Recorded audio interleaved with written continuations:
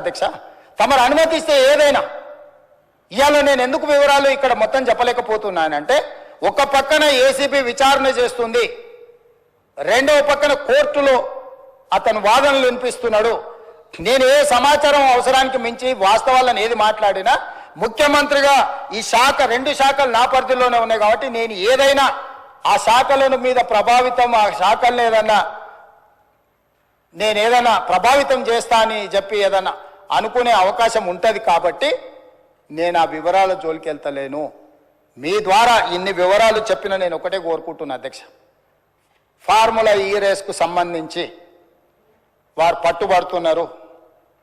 ఒకసారి అధికారులతో ఒకసారి కోర్టులో పరిస్థితులను అంచనా వేసుకున్నాక మీరెప్పుడు పిలిస్తే అప్పుడు ఇక్కడైనా ఎక్కడైనా ఒకవేళ వాళ్ళకి శాసనసభలో చర్చించడానికి వాళ్ళకు ఒకవేళ ఏమైనా ఇబ్బందులు ఉంటే వాళ్ళ పార్టీ ఆఫీస్కి అయినా కూడా వస్తాం అధ్యక్ష, మాకేం అభ్యంతరం లేదు. 100 కోట్లు ప్రభుత్వం సొమ్ము కొల్లగొట్టి ఇతర దేశాలకు తరలించి మేము పట్టుకున్నాక ఇక్కడ నుంచి అక్కడికి పోయింది తెలిసిందే కదా అంటాడు అధ్యక్ష. మీ ఖాతాలో ఉన్న పైసలు సైబర్ క్రైమ్ వేరే ఖాతాలకు మార్చుకొని వాడు ఎన్నో కొండ మీద కూర్చొని ప్రసాద్ గారి ఖాతాలో ఉన్న సొమ్మంతా నా దగ్గరకు వచ్చింది, నన్నేందుకు పట్టుకునేది అంటే మన అర్థం ఉందా అధ్యక్ష? హెచ్ఎండిఏ ఖాతాలో ఉండాల్సిన కోట్ల రూపాయలు లండన్లో ఏదో కంపెనీకి మార్చి ఆ లండన్ కంపెనీ వెనకాల నీకేం లాలుచుందో చెప్పకుండా ముందు ట్రైపార్టీ అగ్రిమెంట్ ఉన్నదాన్ని బైపార్టీ అగ్రిమెంట్ చేసి బైపార్టీ అగ్రిమెంట్ల ఎన్నికల నిబంధనలు ఉల్లంఘించి రాష్ట్ర ప్రభుత్వ విధి విధానాలను ఉల్లంఘించి అన్ని రకాలుగా కోట్ల రూపాయలు అధ్యక్ష 55 కోట్లు అంటుండు అధ్యక్ష. వీళ్ళు చేసుకున్నది 600 కోట్లు ఎన్నికే 55 కోట్లు ఇవ్వగానే నేను పట్టుకున్నా అధ్యక్ష. 55 కోట్లు ఇవ్వగానే నేను పట్టుకున్నా కాబట్టి 500 కోట్లు మిగిలిపోయినాయి అధ్యక్ష.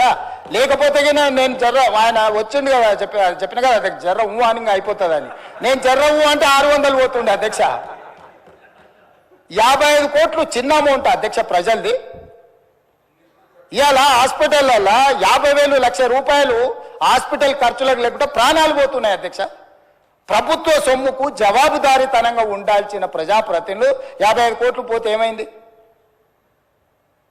ఇవాళ ఈ రేసులు అంటాడు, ఫార్ములా రేసులు అంటాడు, ఎల్లుండి రేసు గుర్రాలతో కూడా ప్రతిష్ట వస్తుందంట, ఆ తర్వాత జువ్వా కూడా ఇది అంటాడు, ఆ తర్వాత గుట్కా కూడా అంటాడు, ఆ తర్వాత డ్రగ్స్ కూడా అంటాడు. ఇవన్నీ కూడా ఏదో రకంగా పాపులారిటీ తెచ్చేటివే కదా అధ్యక్ష. ఫామ్ హౌస్లో డ్రగ్స్ దొరుకుతాయా, మేము పడకపోతే దావత్ చేసుకోవద్దా అంటాడు. ఏంది అధ్యక్ష ఈ దబాయింపు?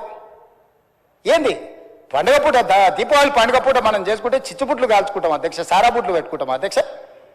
డైరెక్ట్ డ్రగ్స్ కొకేన్ కన్జ్యూమ్ చేసిన వ్యక్తి ఆ ఇంట్లో పట్టుబడితే బయటకు వచ్చి దబాయిస్తాడు. అవును మా బామార్ది గృహప్రవేశం చేసుకుంటే కనీసం కొకేన్ అన్న తీసుకోమా మేము?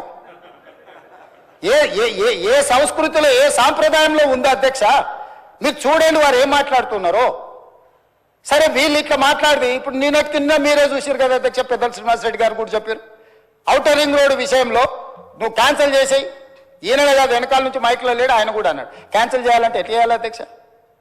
విచారణ చేయకుంటే యూనిలాటరల్ క్యాన్సిలేషన్, 1 సైడ్ క్యాన్సిలేషన్ జరుగుద్ది అధ్యక్ష.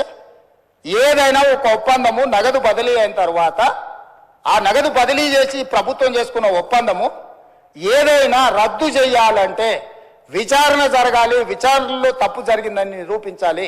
తప్పు జరిగిందని నిరూపించిన తర్వాతనే చట్ట ప్రకారము రద్దు చేయడానికి అవకాశం ఉంటుంది. అడిగింది వాళ్ళే, డిమాండ్ చేసింది వాళ్ళే. నేను లేచి నించొని ప్రకటించిన తర్వాత మళ్ళీ హరీష్ రావు గారు అభినందించండు, మేము స్వాగతిస్తున్నాం మీ విచారణని. ఇవ్వాలంటే నా మీద కక్షతోని విచారణకు ఆదేశించిండని. అంటే ఔటర్ రింగ్ రోడ్ అమ్ముకున్నా ఏమనొద్దు, హెచ్ఎండిఏలో 100 కోట్లు విదేశాలకు తరలించి ఆ విదేశాలలో మీరు ఎట్టెట్లా వంచుకుంటురో ఎవరెవరు ఈ నుంచి నువ్వు ఎఫ్ఈఓ ఖాతాలకు పోయిందో చూపిస్తున్నావు. ఎఫ్ఈఓ ఖాతాల నుంచి లండన్లో ఎవరి ఖాతాలకు పోయినావు మళ్ళీ అవతల ఎవరు తేల్చాలి అధ్యక్ష? విచారణ చేయకుండా తేలుతుందా అధ్యక్ష? ప్లస్ నోట్లు పంపలే అధ్యక్ష, పౌండ్స్ కొనాలి ప్రభుత్వం అంటే ఆర్బీఐ అనుమతి తీసుకోవాలి అధ్యక్ష. ఫారిన్ కరెన్సీ పర్చేజ్ చేయాలంటే ఏ ట్రాన్సాక్షన్ చేయాలన్నా రిజర్వ్ బ్యాంక్ గైడ్ లైన్స్ ఉన్నాయి అధ్యక్ష. ఎట్లా పడితే అట్లా నా దగ్గర నోట్లు ఉన్నాయి, నోట్లు ఇచ్చి డాలర్లు కొంటా, డాలర్లు ఇచ్చి పౌండ్స్ కొంటా, లేకపోతే రూబీలు కొంటా అని లేదు అధ్యక్ష. భారతదేశము రాజ్యాంగం పరిధిలో రిజర్వ్ బ్యాంకు కొన్ని నిబంధనలు అధ్యక్ష. పౌండ్స్ కొనాలంటే రిజర్వ్ బ్యాంక్ అనుమతి ఇవ్వాలి అధ్యక్ష. హెచ్ఎండిఏ ఖాతాలో ఉండాల్సిన పైసల్ని సీదా బ్యాంకు పోయి పౌండ్స్ కింద మార్చి పక్క దేశాలకు పంపించినందుకు ఇన్కమ్ ట్యాక్స్ ని మీద ఫైన్ వేస్తే దానికి ఒక 8.5 కోట్లు కట్టి ఇవాళ మొత్తము 600 కోట్లకు మీరు లూటీ చేయాలని పథకం వేసుకొని 55 కోట్లు కొట్టేసినాక పట్టుబడి దాని మీద ఈరోజు విచారణకు సంవత్సరం నుంచి చర్చ జరుగుతుంటే దాని మీద విచారణ ఈ రోజు ఏదో కొత్తగా వచ్చినట్టు ధరణి మీద చర్చ వద్దు దాని మీద చర్చ చేయండి అంటున్నారు అధ్యక్ష. ఏం అధ్యక్ష, రేపు ఎల్లుండి అవతలెల్లుండి ఎట్లా కోర్టులో విచారణ జరుగుతుంది, ఏసీబీలో విచారణ జరుగుతుంది, మళ్ళీ హౌస్ వస్తూనే ఉంది. 4 సమావేశాలు వాళ్ళు అడగలేదు. ఇవాళ ధరణి వచ్చినప్పుడే ఈ ధరణికి సంబంధించిన లోపాలను, ఘోరాలను, నేరాలను ఈరోజు ఈ ప్రభుత్వం బయట పెడుతుందని భూభారతి చట్టం ఎట్టి పరిస్థితులు ఆమోదింపజేయనీయకూడదు.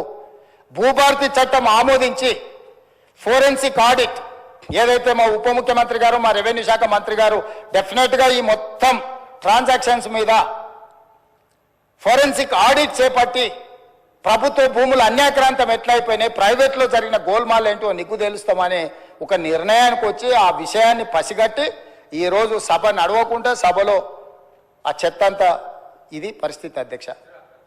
అధ్యక్ష, నేను ఎప్పుడైనా చర్చలకు వెనక పోతాను అధ్యక్ష. మీకు నేను చాలా సంవత్సరాల నుంచి తమరు నన్ను చూస్తూనే ఉన్నారు కదా, రాజకీయాలకు లేనప్పటి నుంచి కూడా చర్చలు ఏమైనా వెనక పోయేటోనా అధ్యక్ష? మీకు తెలియదా?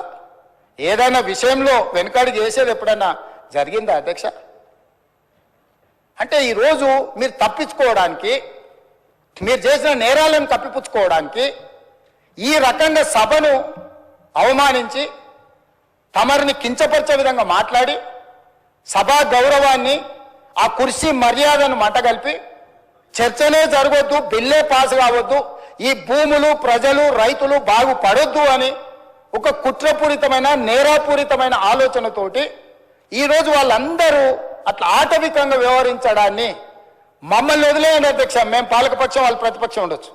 కమ్యూనిస్టు సోదరులు ఎప్పుడు కూడా మీరు గతంలో కూడా చూడండి, ఎప్పుడు కూడా చాడ వెంకటరెడ్డి గారు ఉండొచ్చు, లేకపోతే నోముల నరసింహయ్య గారు ఉండొచ్చు, లేకపోతే అంతకంటే ముందు వెనక్కి వెళ్ళిన వాళ్ళు ఎప్పుడు కూడా ప్రభుత్వం ప్రతిపక్షానికి పాలకపక్షానికి చర్చలలో ఒక డెడ్ లాక్ వస్తే, అంటే ఒక ఏమంటారు ఎక్కడిదక్కడ ఆగిపోతే వాటిని సమన్వయం చేసి చర్చలకు ముందుకు తీసుకెళ్లారు అధ్యక్ష. వాళ్ళు ఎప్పుడు కూడా ఈ సభ చర్చలు జరుగుతాయనే, ప్రజల సమస్యల మీద చర్చలు జరుగుతాయనే పరిష్కారం చూపిస్తారని నమ్మే కమ్యూనిస్టులు దాదాపుగా ఉమ్మడి రాష్ట్రంలో అటు తెలుగుదేశం ఉన్నా, ఇటు కాంగ్రెస్ ఉన్నా, లేకపోతే కాంగ్రెస్ అధికారంలో ఉండి తెలుగుదేశం ప్రతిపక్షంలో ఉన్న ప్రతిస్తంభన వచ్చినప్పుడు కమ్యూనిస్టులు కీలకమైన బాధ్యత తీసుకొని, ఎంఐఎం కీలకమైన బాధ్యత తీసుకొని సభను నడిపించడానికి, సాంప్రదాయాలను కొనసాగించడానికి ఒక సమన్వయం చేసేది అధ్యక్ష. ఇవాళ ఏదీ లేదు అధ్యక్ష, ఎవ్వరు మాట వినడం లేదు. వాళ్ళేం ఎంఐఎంఆర్ లేకపోతే బీజేపీ ఆర్ కమ్యూనిస్టులు మా పార్టీ క్రియాశీలక సభ్యులేం కాదు అధ్యక్ష. వాళ్ళందరూ చర్చ జరగని చర్చ ఇది అత్యంత కీలకమైంది. మేము కొన్ని అంశాలు ప్రభుత్వం దృష్టికి తీసుకుదలుచుకున్నాం. తెచ్చుతున్న చట్టంలో కూడా ఏదైనా లోపాలు లేకపోతే వాటిలో ఏమైనా సూచనలు చేయాలని వాళ్ళు అడుగుతుంటే మేము ఎవ్వరిని మాట్లాడనీయము, మా ఇష్ట రాజ్యాంగం మేము వ్యవహరిస్తాము